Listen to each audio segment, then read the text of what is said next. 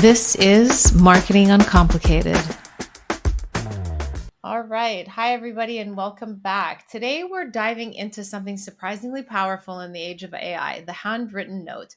And with me is someone who has quite literally rebuilt this lost art of the digital world. David is the founder and CEO of Handwritten and coming a company using robotic tech to scale handwritten outreach to real pen and ink. He's also a two-time Inc. 500 entrepreneur with decades in marketing, and his mission is simple and bold: bring humanity back into business communication. David, welcome to the show. It's so good to have you here. Thank you so much for having me on. It's a pleasure. Yes, I love it. And we're going to dig into so much here today. So, before we dive in, I want you to take us back. What made you double down on handwritten notes in a world where everything is going digital? Prior to starting Handwritten 11 years ago, I ran a text messaging company for the prior 10. So I was on the electronic side of communication. It wasn't emails, but we were sending a million texts a day for Abercrombie and Fitch alone, let alone all those for Sam's Club, Office Max, Blue Man Group, Cirque du Soleil. I mean, dozens and dozens of others. So we were rather large in the text messaging space. And when I sold that company, I wanted to send my clients and my employees something a little bit more personal than an electronic thank you. So I sat down with a stack of cards and a pen, and I wrote handwritten notes to each of them because I knew when I received a handwritten note, not only did I read it and keep it, but I put it on display. And I thought, gee, this is such, in an age of electronic communication, which I was a part of, sending non-electronic really stands out. So I Mm-hmm. sat down to try to do that. And of course, my hand cramped and I ran out of cards and I ran out of stamps and I had to redo the notes over and over. And I thought, gee, there has to be a better way. So literally the day after finishing my 2-year earnout with the company that acquired Sell It, the last company, I sat down and I started Handwritten. And the goal of Handwritten was to turn make sending handwritten notes as easy or easier than sending an email. Mm-hmm. Um, and now we do that through 200 robots that we build and have running in-house, along with computer vision and a bunch of AI systems, ironically, to support the old school handwritten note. Yeah, no, I love it. And I want to dig into the tech piece of the business, but I have a feeling in terms of how the system works on the back end. But for the listeners, I want to definitely dig into the back end. But before we do, Yeah. I think that your story in terms of billing, sell it, that's how I pronounce it, Yeah. correct? Yeah. So it was a mobile marketing giant, which text message marketing is amazing, as we all know. I mean, we're all consumers that have been hit with a ton of messages, Mhm. and sometimes we purchase a lot faster through our text message than we do through email. But what did that journey teach you about communication, personalization, and what people actually respond to? Well, so I came up with a framework called the 5 C's. Let's see if I can remember it now. So it's content, channel, cadence. Maybe there are only four. There are content, channel, cadence, choice, and Okay. community. Content, So one of channel, the really cadence, important choice, and ones, community. yeah. Choice was, well, so let's walk through it. Content is, what are you trying to say?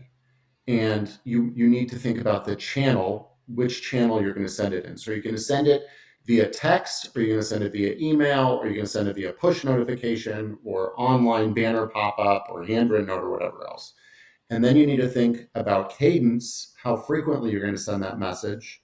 And then choice, are you allowing people to opt in or opt out of those messages? And the answer should always be yes. And ideally, you should create a preference center on your website to allow people to choose how and when they want to be communicated with. And then finally, community, which is, are you creating a back and forth aspect for people to respond and create some interactivity there? I realize that framework is really important to building a cohesive outreach strategy.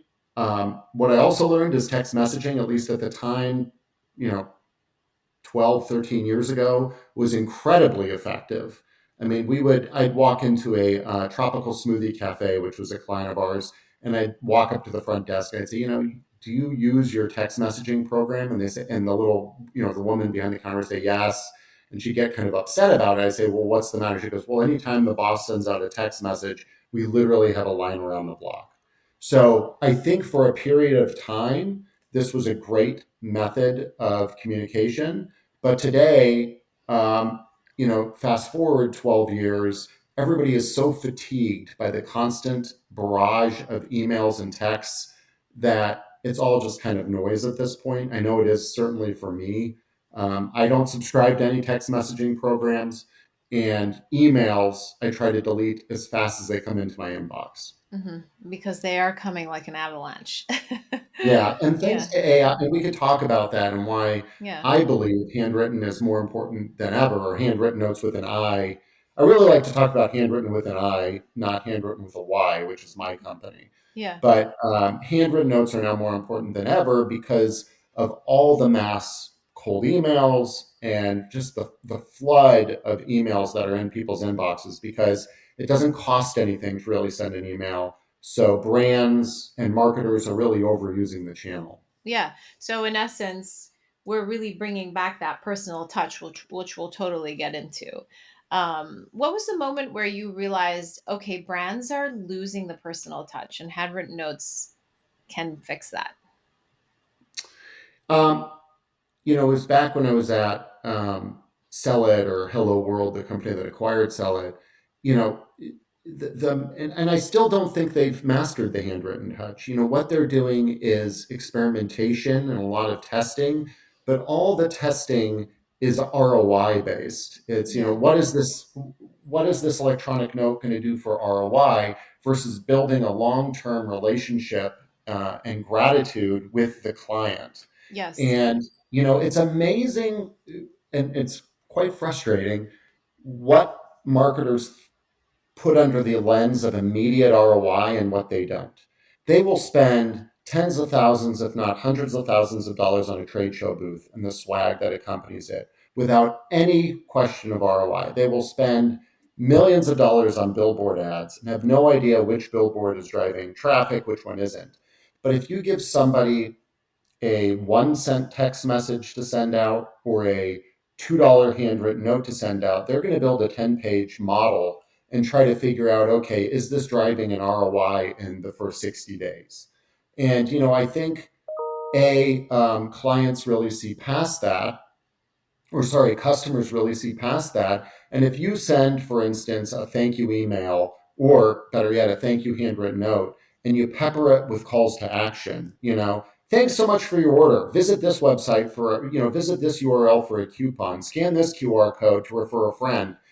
You're completely diluting the value of that gratitude. And now it's no longer a thank you note. Now it's an advertisement. Sure. So I think this all started. I don't think it's anything new. It's been going on probably 20, 30 years now with email, but there is no real personalization and attempt to connect with the customer. You might be doing product recommendations, hey, we saw you bought this pair of pants, buy this matching bracelet or whatever, but we're not really seeing true um, gratitude and care in really any form of communication. Yeah, I like that you bring up that piece of how everything is connected to ROI versus really the essence of the lifetime value of a customer. I mean, I was at a media company and we had what we called promo jumpers that were coming in month over month, right? Because the company was more concerned about what was the amount of ROI that we were bringing in from our marketing and our sales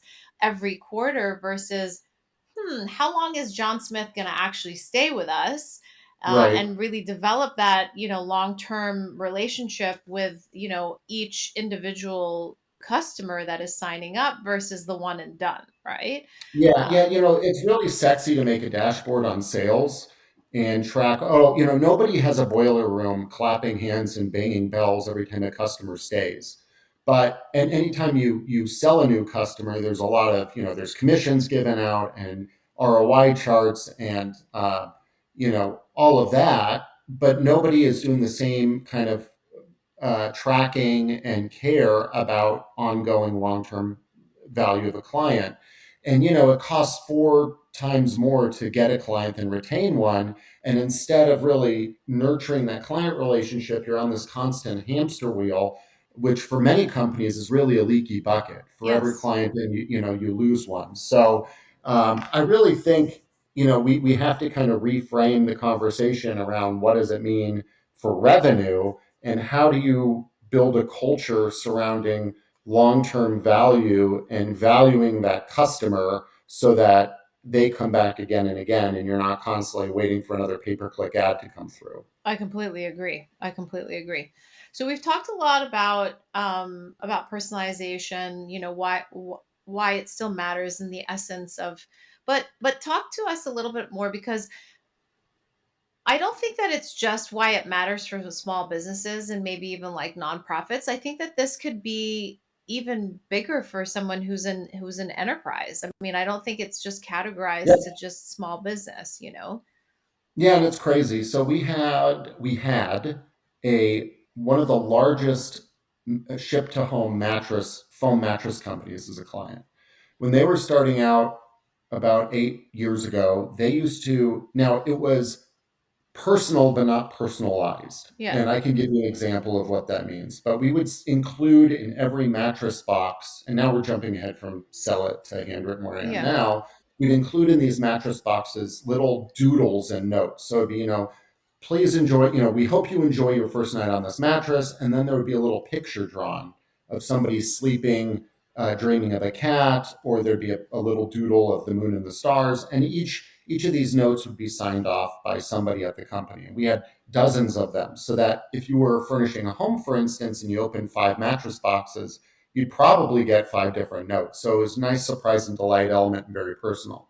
Well, the company quit that effort, and I called them and I said, was there an issue with it? Why did you guys cancel this nice little surprise and delight element? And they said, oh, we did that when we were a small company. Now that we're a big company, we don't need to do that anymore, which I just find so ridiculous. I didn't have an argument. What am I going to say to Yeah. somebody that Because then that's really ridiculous? talking about the ethos of their internal, like, how Yeah, they present themselves as a company. And that's just wild. That's wild.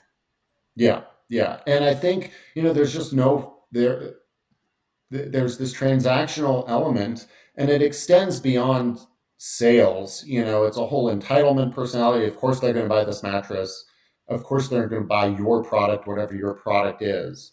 But we've done a survey of consumers.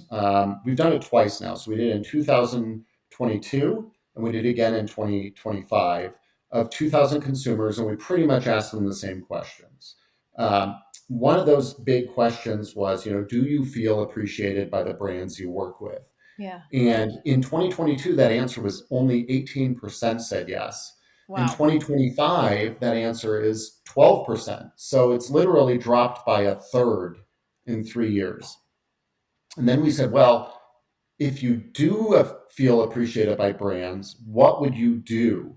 And the answers are buy more frequently, rate and review more, and refer more to friends. So it's literally everything you want. Yes.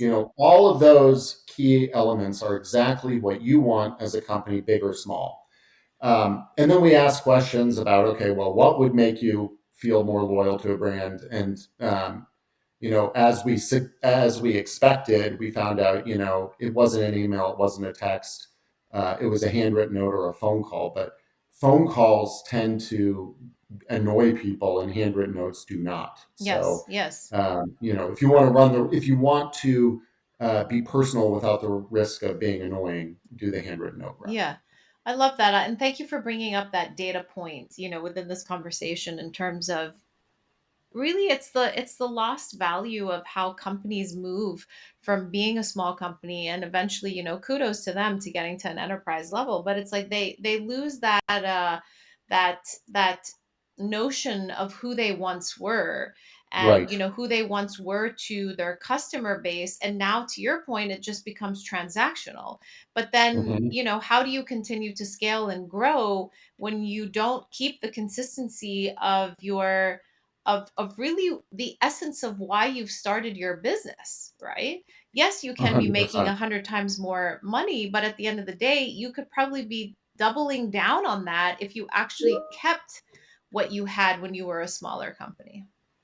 100%. Yeah. Yeah. The Yeah. it's just crazy to me that brands, that she said that, and that's in the company collective Ethos. mind Yeah. to say, well, let's ignore trying to be personable with, people. That's a brand without a store. Well, now they do have storefronts, but it's a brand that for a long time did not have storefronts. Yes. How do you connect with the customer in that situation?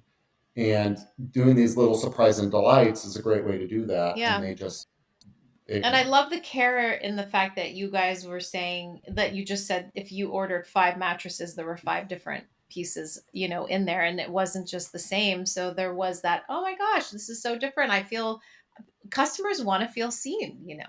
Yeah. Yeah. And even if they realize it's fake, which I don't think they would because it was a trace of a real, of a real note. Um, Even if they realize it's fake, at least you did something different, Yeah, right? You for didn't you sure. didn't do the same old, same old. Yeah. So how do handwritten notes compare data wise to digital touch points? Well, again, back to the data. When we asked customers what they felt was the most surprising form of communication, phone calls were number one, handwritten notes were number two, um, and same with personal. But when asked what's the most annoying form of communication, it was really phone calls, um, text messages, and emails. I could count on no fingers the number of times I've printed out a text message and put it on my piano or my refrigerator. But we have a piano tuner, a small business that sends a handwritten note after tuning the piano. And a year later, he returns to the house and that handwritten note is standing up on the piano a year later. Oh, I love So, that. I don't think an email or a text message really hits the same chords. We have, and a lot of this data is anecdotal, of course, but we Yeah. have a flat pack furniture company that had people calling in crying during COVID because they were receiving thank you notes after interacting with the customer service department or follow up notes with the customer service department, and they really felt, to your point, seen and heard. Yes. And in COVID, everybody's emotions are obviously, exaggerated. So they probably even felt less seen and heard during that period of time. And this really stood out to them as kind of a personal moment. So, I really think, um, everybody is trying, there's kind of two tactics people use. They either send another email or they try to do something ridiculously gimmicky, such as, and I'll give you an example. A SEO company reached out to my company wanting our business. So they FedExed me, and FedExes are $20, a card, which looked like a greeting card. And when I opened it up, there was a little video screen in it. And it started playing some message about what a great SEO firm they were. I didn't watch more than 10 seconds. It was so corporate and boring that I turned it off after 10 minutes, after 10 Yeah. seconds. Yeah. But I was very curious about what powered it. How do they do that? Like, how distracting. So I was distracted by the technology. And then I also thought, gee, this is very, very expensive. Well, I Yeah. also thought it was very wasteful, to all this electronics that's going to get thrown away, Yep. Yep. e-waste. And then I thought, gee, how expensive is this? And if it's so expensive, they must be making huge margins off me as a client. And I can't, I'm a small business. I can't afford to make anybody huge margins. Yeah. But had they done the same thing and just either picked up the phone and made an introduction or sent a handwritten note, it would have had the same impact or more, but not had those questions. Yes. It would have had a much bigger impact with not creating those questions. So Yes. I think everybody is looking for the creative campaign, not a long-term CRM strategy, including kind of these brass tacks methods. Yeah. When compared to letters, what I can tell you is a handwritten note has a 300% greater open rate, 3 times greater open rate than a print envelope. And we see campaigns, okay, so once you get past opening the envelope, you have to read the card. Um, for certain clients, automotive companies that we deal with that share the data with us, they see a 17 times greater response rate to print. I love that. 17. Yeah. So when you compare that to the cost of print, it's still a like a 6 or 7 times greater ROI Yeah. because it is certainly more expensive, but you're driving so much more volume in the door that it really it's worth it. Not only are you driving so much more volume, you're driving richer volume in through the door, I believe, you know. Right. Yeah. You know, I get asked a lot, what is a loyalty program? What is loyalty? And what I believe loyalty is not is sending people coupons and discount codes all the time, because all you're doing then is you're feeding a coupon machine, and then as soon as you stop feeding that coupon machine, the clients are no longer loyal. So is that Yes. real loyalty, or is that just discount hungry patrons? Yeah. So while that's all important, to your point about building a richer relationship, that's exactly what it's doing. Yeah. No, I love that. I love that. So, talk to me a little bit about where in the customer journey these things work. Is it upon acquisition? Is it upon retention? Do you even can you even do it, pre-acquisition? So, Yeah, yeah. So, I'd love to learn just a prospecting. little prospecting. I'd love to learn a little bit Yeah. about the journey and who it's best for in what industry, or it could be a variant degree.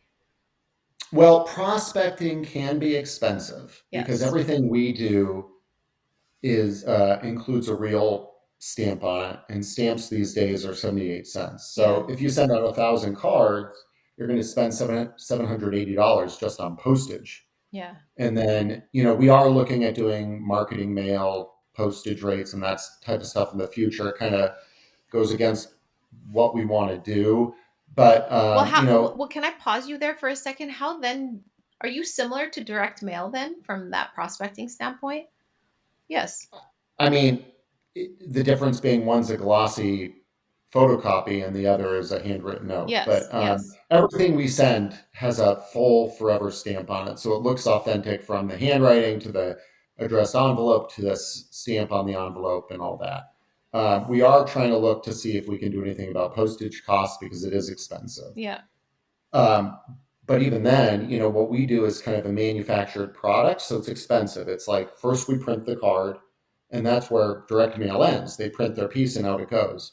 We print the card, we feed it in a robot, we write it, which takes 4 or 5 minutes. We feed it through a QA machine to make sure everything looks right. We stuff it in an envelope, write the envelope, stamp the envelope, and send it. So it's a much more it's a manufactured piece versus a printed piece, Yeah. and that's expensive. So for most people, unless you're in very high value products like solar panel installation, real estate, maybe you're opening a jewelry store in a neighborhood and you want to target that neighborhood, those are good use cases. But for most everybody else, I'd steer clear Yeah. from client acquisition. Yeah. Makes sense. So it's more like brick and mortar, generate awareness within your like high concentrated zip code area. Correct. You could do that. And we have the tools on our website to do that. You can circle an area on a map, say, pick consumers that meet certain income criteria or people in the household, and then we'll do that for you. Um, Usually, I'd say 90% of our use case is thank you notes. Well, that's not true. It's probably 75% is thank you notes. And then we also deal a lot in sorry for your loss, dead pets, believe it Mm-hmm. or not. Mm-hmm. So, Yes. um, but thank you notes are the number one use case, followed by birthday cards and holiday cards. So we're entering our really top time of year for all of that. But we're not preaching send your customers 10 handwritten notes a year or 12 a year. We're saying 3 or 4. Yes. So we think thank you after first purchase or anniversary of purchase, birthday card, holiday card, or maybe one offer during the year, such as Mm-hmm. for auto dealers, that would be an oil change or something like that. But we're not preaching huge numbers of handwritten notes out there. Yeah. In addition to thank you, it's obviously thank you for your donation. If you're an e-com brand, we have a Shopify plugin that lets you set certain thresholds. So after your third purchase, or you spend $10,000 or whatever those are, we can automatically send handwritten notes there as Yeah. well. So Yeah. there's a lot of ways to do it, but by and large, we're saying thank you. We're a Yeah. gratitude company. I love that. I love that. And I think, just something different to just handwritten notes when you brought up the whole pet thing. I know that Chewy, because they have to be sensitive to, not if somebody has a like a recurring order, if somebody has Hmm. passed away, like one of their animals has passed away, I think they send them flowers or something, and that Yeah, goes on like really well from the standpoint of like the long term like connection that they make with their customers. yeah, Yeah. and we have a lot of clients that do that. Whether it's a veterinarian that's putting down their animal, that's putting down someone's animal, they send them a handwritten note, and that one in particular sends a very detailed, fully custom handwritten note per procedure. So they just use our platform, so they don't have to get a pen and a card and a Paper. stamp, but they sit down and write on their iPads, a page long, fully personalized note every single time, Yeah. which is really special. And then It we have, truly is. yeah, and then we have consumer brands that, in the pet food space that send a more generic, well, personalized, but not as personalized handwritten note when pets leave the program as well. Yeah. No, I love it. I want to get into the tech piece. This is what I think Sure. is exciting. So, explain the robot. How does the machine learn someone's handwriting and use real pen and ink? So, walk us through that whole process. I'm really intrigued. Yeah, so currently it's not learned. It is, we have you submit 10 copies of every letter, uppercase and lowercase, as well as we make you write ligature combinations. So how do Hmm. you combine two O's, or if you have two T's together, how do you cross them? Do you cross them with one crossbar or two? We do all these combinations to really randomize your text. And We've how looked did you into come up doing. with those combinations? Like, how did you know Um, what combinations to come up with versus having somebody just write a one-page letter and you just, formulate their handwriting from that? it's been an 11-year process of kind of figuring out, okay, what do we need to do to make this really look great? Yes. So there's a lot of randomization that goes into it. We currently don't have machine learning design the handwriting. We're worried it'll kind of end up not looking like yours as much as we'd like. So it's an art and a science. So you send in all these samples. We then have our graphic designers correct them, meaning we have, if you're doing a cursive font, we have to make sure the end of the letter matches with the beginning of the next letter, etc. And then we add in all these randomizations. We also then randomize left margin so that it doesn't look like you're writing down the hard edge of a page. We vary the line spacing in between lines so it doesn't look like you're writing on perfectly lined paper. And we warp the text ever so slightly, very Oh, slightly, so that it doesn't look like you're putting a ruler under your yeah. writing too. Yeah. And that is typically enough to make it look real without falling into the uncanny valley, if you're familiar with that term, Yeah. Yeah. going too far. Yeah. So we do all that, and then we built the robots all hold a real pen. We write out the notes, but it's really more than the writing the notes now. It's the whole process of using computer vision to ensure each note looks correct and that the machine didn't screw up or run Hmm. out of ink. And then we feed those into a giant envelope stuffer. We stuff your note in a blank card, in a blank envelope, and then we're able to know through special business secrets what's in that envelope, and then we put that envelope in another robot, and it writes out the envelope. And the reason we do it that way is to avoid misstuffing. We don't want somebody to take a card and take an envelope and try to match them. Yeah. We put that card in an envelope and then we write on it. And then if you want, we can include a gift card or a business card if you have something like that. And then we stamp it and mail it. Yeah. So, and one thing I didn't say is we print your card, but it's a fully custom card too. So it's your logo or your photo, full bleed, printed on industrial print presses so that it looks really, truly very custom to you and your brand. Yeah.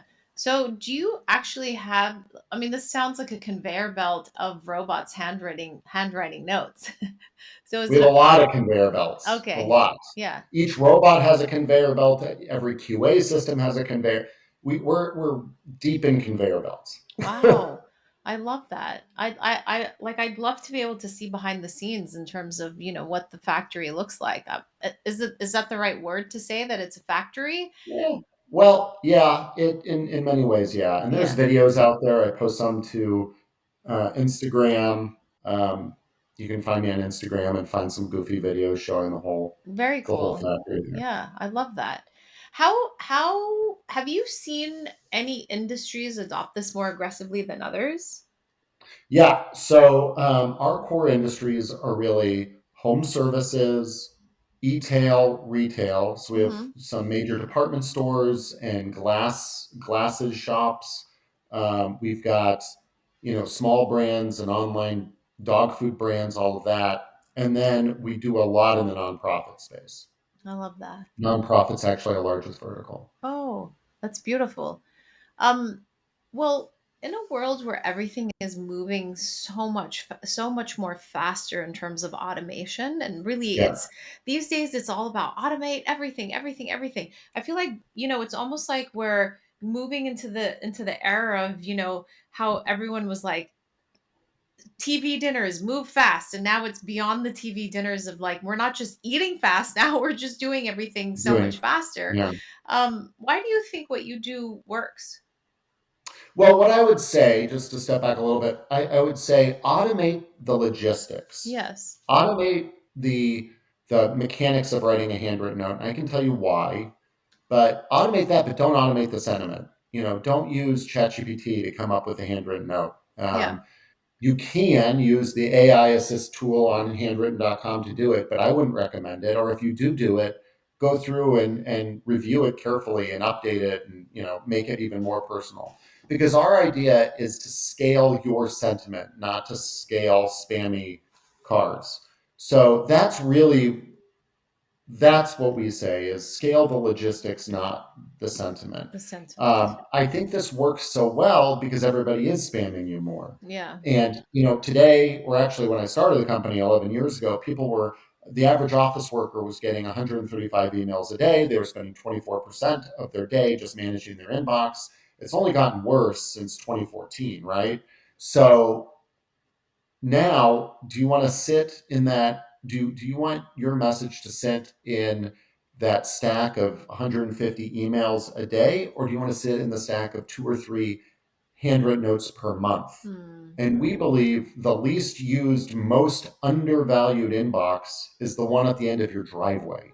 It's really leveraging a different, when everybody pivots right, you pivot left, that type of thing. Yeah. So. No, I love it. That's fantastic. So, if a business is feeling overwhelmed with digital marketing, what's one place they can add human connection immediately outside of this?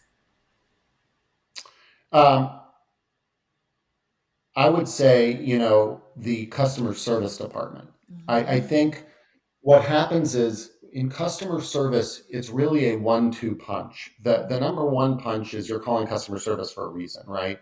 Something didn't show up on time, it showed up broken, you're having a problem with your TV, whatever that is. That's number one.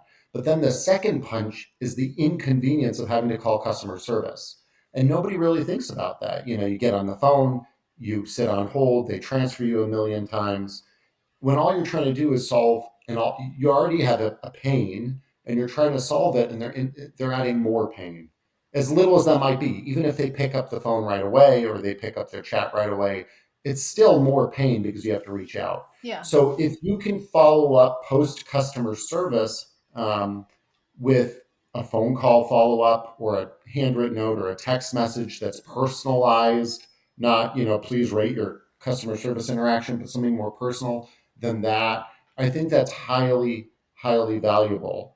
I can give you an example that I had, which was I ordered a barbecue from Barbecue Guys, and one of the piece came tremendously banged up. And so I called them and I said, this piece came, but it came destroyed. They, and these are, originally this was shipped and it had to take, was put on a pallet, and they had to arrange LTL transport for it. They were able to get me the replacement piece next day, which was great. And that would have been enough. But then 2 days later, they called me to follow up and make sure it arrived, that it wasn't damaged, was everything okay. That's what matters. Yeah. It's not what you do or sell, it's how you make people feel. And that's not me, that's Maya Angelou. That's, Yeah. people remember how you make them feel, not what they did or sold you. Completely So agree. I think that really stands out. So being able to turn every customer service interaction from a double negative into a positive is well within most companies' reach, but they're not doing it. Yeah. No, I love that. You often talk about how to get people to thank you for marketing to them. What do you mean by that? Yeah, well, when we send handwritten notes, and I don't want to sound like an advertisement for our company. Again, you can do this, pick up a pen. Yeah. Um, when was the last time somebody thank you for sending them an email or a text message? Probably never. But we get clients all the time that tell us people are calling in thanking them for sending them a handwritten note. When really what it It's is one more marketing. branding. It's marketing. I mean, typically if they do it right, there's no written call to action, but it's brand reinforcement and long-term client cultivation, and shepherding that client on a journey. And handwritten notes are very unique in doing that. Yeah. David, this has been really insightful. I was pleasantly surprised in terms of digging into the back end. So thank you for all that insight. And I will be sharing the back end because I think everybody's going to be curious about all these little robots that Yeah. are writing everyone's note. But we close every show with three rapid fire questions. So whatever comes to mind, just shoot away. So what's one word that describes what you believe business needs more of today? Personalizing, not necessarily personalization, because I think there's a difference between what's personalized and what's personal. Personal makes you feel something. Personalized is an ad lib or a mail merge field. So I think personalizing is something most businesses are completely lacking in.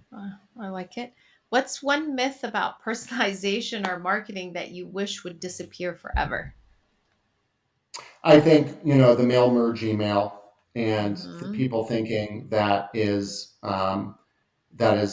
that's creating some sort of bond. I mean, people that drink their own Kool-Aid in marketing or at their office thinking, oh, we're really building a relationship with our clients, when all they're really doing is filling their inbox with more spam. I think, put another way, and specifically with gratitude as the topic, there's a difference in being thanked and feeling thanked.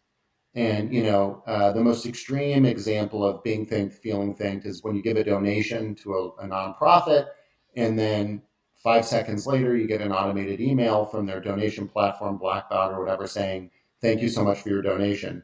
That's great for the tax receipt. That's important, but you're certainly not thanked, or Hmm. you don't feel thanked. You might be thanked, but you don't feel thanked. And again, because of that, what's the long term implication? The nonprofits, and I don't know how many of your listeners are nonprofits, redonation rates are sub 50%, which means people donate once and they tend to donate never again. And when asked the number one reason for not redonating, it's because they don't feel thanked, even though they probably were. So I think this personalization of, oh, I sent them an email with their name in it, whoop de doo, or I sent them a thank you right after their purchase, whoop de doo. I think people think checking a checkbox is the answer, when it has to, like many things in life, it's harder to do it right. Yeah, I like that. Thank you. What's one habit listeners can implement this week to instantly improve how they communicate with clients? Well, I think again, I'm a little long-winded here. I'll give you two. Number one is sitting down with pen and paper and writing to five clients, or picking up the phone and introducing yourself to five clients if you're the head of a company, or head of a division. I think that makes a huge impact. Number two is really sharing your why, so your clients understand the mission behind the business in addition to the business itself. And, so for example, when we have clients that come onto our website and buy a certain amount of cards from us, they all receive a handwritten note from me thanking them, telling them they're in good hands with their account manager, so and so, and telling them a little bit about my why of why we're doing this and how we think it can impact their brand too. So it's a little bit more of a story, but at least step one, sit down and write handwritten notes. If you want to know more about the why type element, I highly recommend Brittany Hodak's Creating Superfans book. I don't know if you know Brittany; she's amazing. No, I know the book. So thank you for mentioning that. I love it Yeah. I love it when our folks come on to the show and they just, give us some nuggets in terms of books and what they've read along their way. So thank you for including that.